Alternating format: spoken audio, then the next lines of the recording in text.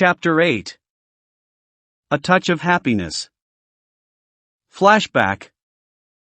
I'm going to be alone in this house finally. Sitting on the edge of my bed, I waited patiently for Dad and Evan to leave. Their constant bickering on which football team is the best was starting to give me a headache. Suddenly, out of nowhere, I heard a tune that made me look across to Evan's bed. He must have forgotten to come up and retrieve his cell phone. I decided to leave it alone. The last time I touched it, he almost exploded with rage.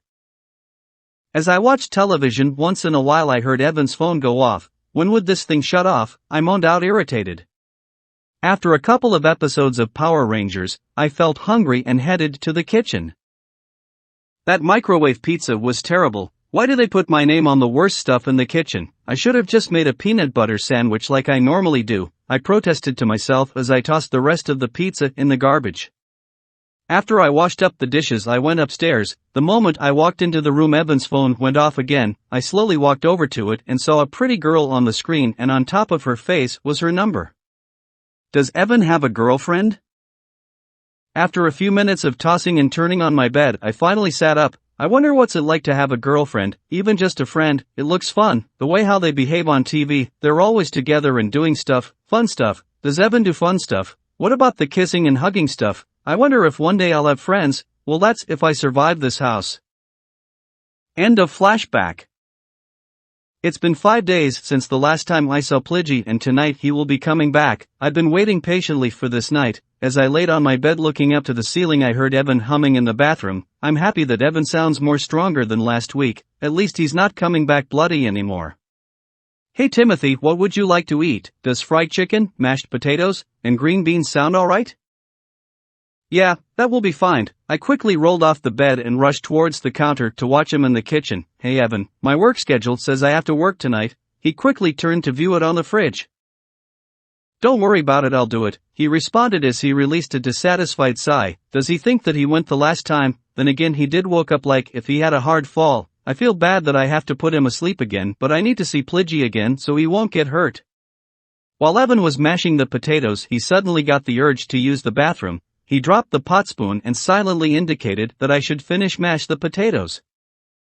With him out of the kitchen, it gave me the opportunity to sprinkle the water like drug into his food as I dished it out. I watched him as he ate the food happily. Every once in a while he would show me a warm smile and I would return one to him. I feel really tired for some reason, he said, exhausted. I don't know, maybe you were tired. I watched him as he sat on his bed with his towel around his waist.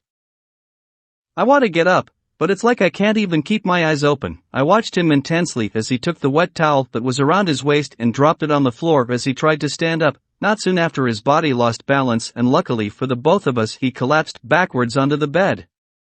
While I kept track of the time, I rushed myself to finish up tucking Evan's naked body into the bed. Then I quickly ran into the bathroom for a hot shower. Once done, I put on my uniform and creamed my skin with some of the lotion that Daniel had given to Evan. It smelled like watermelon, which was wonderful. Slowly but surely I made my way to the end of 4th level to the numberless door. The moment I reached out to grab the knob, immediately I felt arms wrapped around me. Then I was lifted off the ground. Immediately I went rigid from fright, but I soon reflexed when the person turned me around to face them and placed me on their side.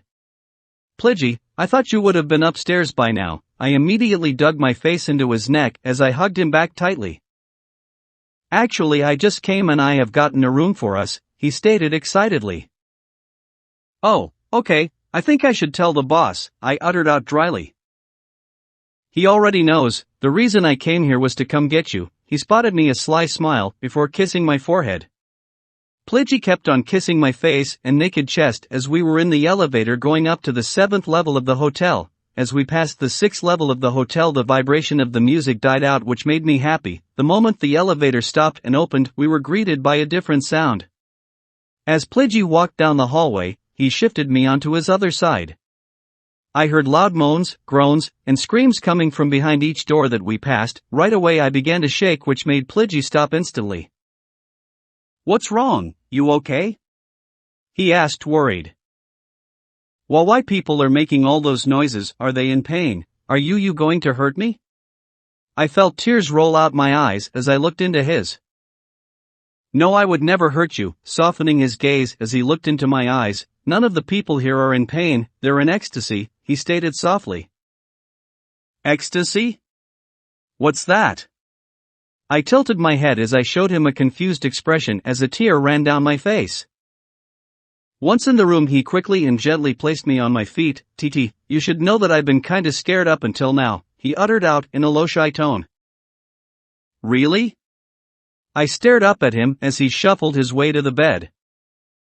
Well, you see, being that you're so small and fragile, I didn't know whether you were scared or willingly to stay in that room just because you were told to, and also at the same time you were young, and I'm not sure if the feelings I have for you is wrong or if it's a spontaneous thing, but I would love to find out if you would let me. Plidgy gestured out his hand to me, and I slowly walked towards it. I'd been thinking of you too, but unlike you, I don't know how to explain or show it in words really. I quickly sat on the bed next to him. I don't want to not see you again, if that makes sense. I bowed my head as I felt tears building in my eyes. I have never felt this way before, and it's like when I'm around you I feel safe and happy, but it's different when I'm with my brother, and I feel terrible and I feel pain, in a place where I can't find, and then, I was cut off by crying as new types of feelings take over my mind. "TT, do you love me?" I quickly looked up at him with a confused expression through my tears. "I don't understand. When I'm around you I feel happy, and when I'm not I think about you a lot and I feel alone, but I'm not alone 'cause I'm with my brother," I blurted out confused. "That's love, and honestly," he cupped my face and brought his face closer to mine, "I feel the same way with you. I guess that means we love each other." Immediately he pressed his lips onto mine. An hour had passed and both Plidgy and I laid on the bed. We did nothing but talked and laughed while we stared up at the ceiling. "Hey Plidgy?" "Yeah." I quickly sat up on the bed and turned to look down at him. "Are you going to make me yours?" He looked up at me with confusion in his eyes with a smile on his lips. "What you mean? We've already connected." I quickly got up and stood on the bed. I gave him a smile to take the confusion out his eyes as I slowly pulled down my pants. Once my pants were off I fell face down onto the bed and immediately rolled over into him and snuggled into his side. Plidgy quickly turned to face me and drew me into him. "I understand now. You were taught well," he said as he smirked at me. "Yeah, actually I've been thinking about it all week. You're the only one I can see myself doing it with," I shyly noted. "So, you haven't done it with anyone?" I snuggled farther into him to hide my face. "Once, but I had to, because I was being taught just in case you wanted to do it the first time we met." "So, you're saying the first time we met, on that same day you were taught to have sex?"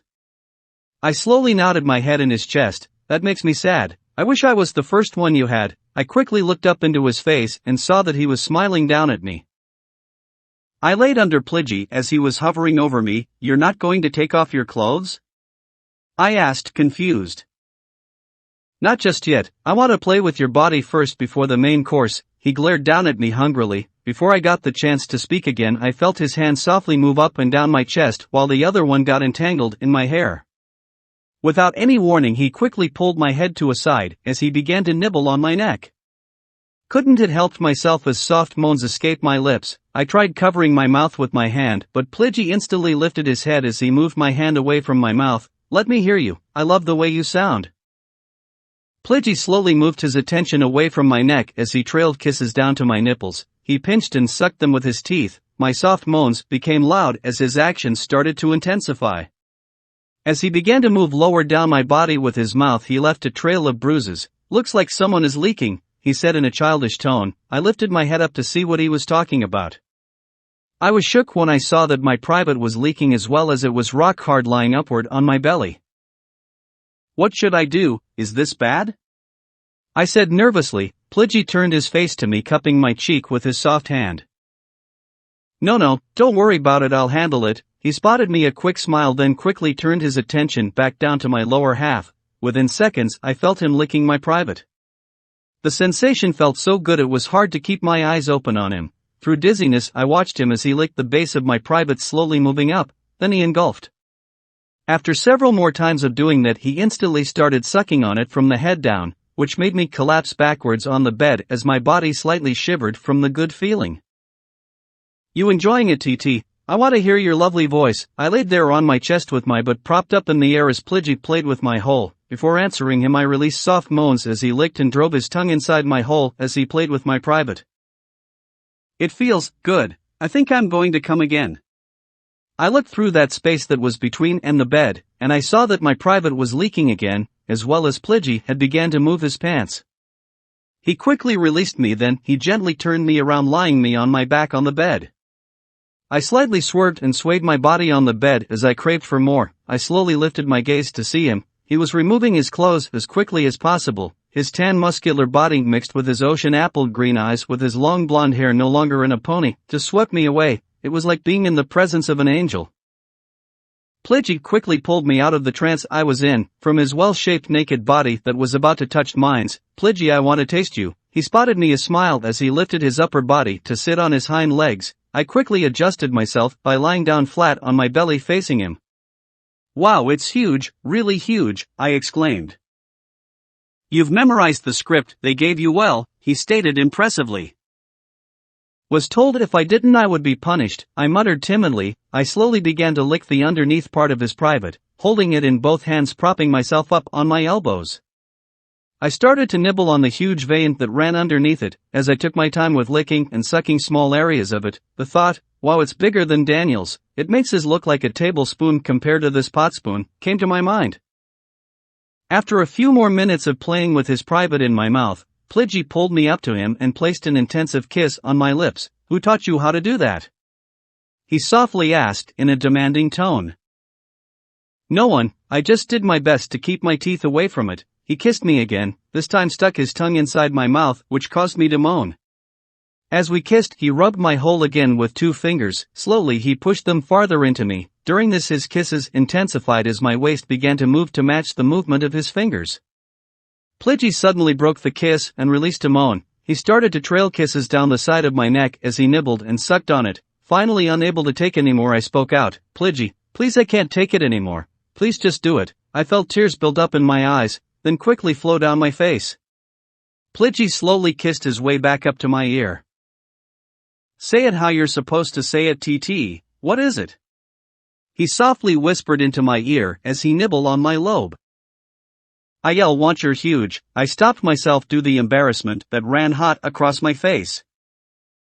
Say it, TT, let me hear you say, I want your huge sweet cock.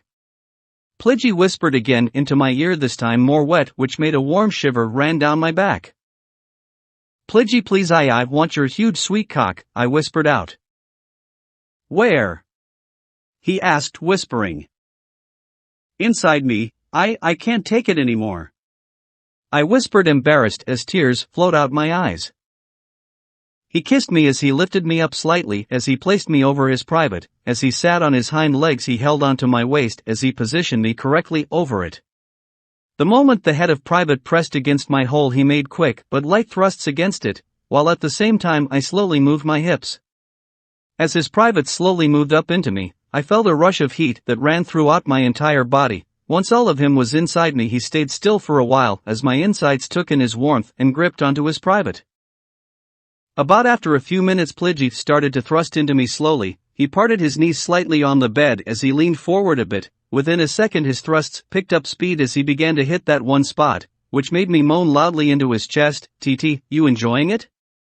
I quickly glanced up into his eyes as tears began to fill mine. Yeah. Immediately Plidgy flipped us. As he hovered over me, he began to move his hips slower, then leaned down. He moved to my ear. Would you like me to stop or slow down? He whispered softly into my ear. No, please don't stop, I mumbled out, knowing well what will happen if I had said no. They really taught you well, he whispered in my ear, then quickly began to nibble on it. Plidgy sucked and bit my neck as he began thrusting even harder and faster, hitting that spot over and over. After a few more minutes of Plidgy thrusting, I felt my member beginning to throb like it did before when I came for Daniel. Immediately tears started to roll out my eyes. Plidgy, I'm going to come. He quickly ran his arms behind me as he held onto both of my shoulders as he pulled me down hard onto him. I'm going to come to TT, you feel so good on the inside, I can't help it. After a few more hard and quick thrusts, I felt him exploded inside me with his final thrust. It was so hard and intense that his private hit the spot dead on and went past it, which has sent a massive amount of heat throughout my body, which made my private erupt with cum, which covered both of our chests and bellies. I laid on the bed, curled up as he hugged me from behind. Can't believe we actually went 6 rounds. I want you all to myself, he stated tiredly. To only do this? Pidgey turned me slightly to face him. No, to be friends and somehow more, he noted as he smiled brightly to me. Can we do it again before I leave? I won't be able to see you for a while after I leave, work-related stuff. He began to nibble on my neck, as he pressed and rubbed his hardened private on my hole. Yes, please, I wanted badly, I uttered, reciting word for word from the script Daniel gave me. Tears flowed down my eyes as Pidgey did as he pleased. At least Evan won't be hurt because of me anymore.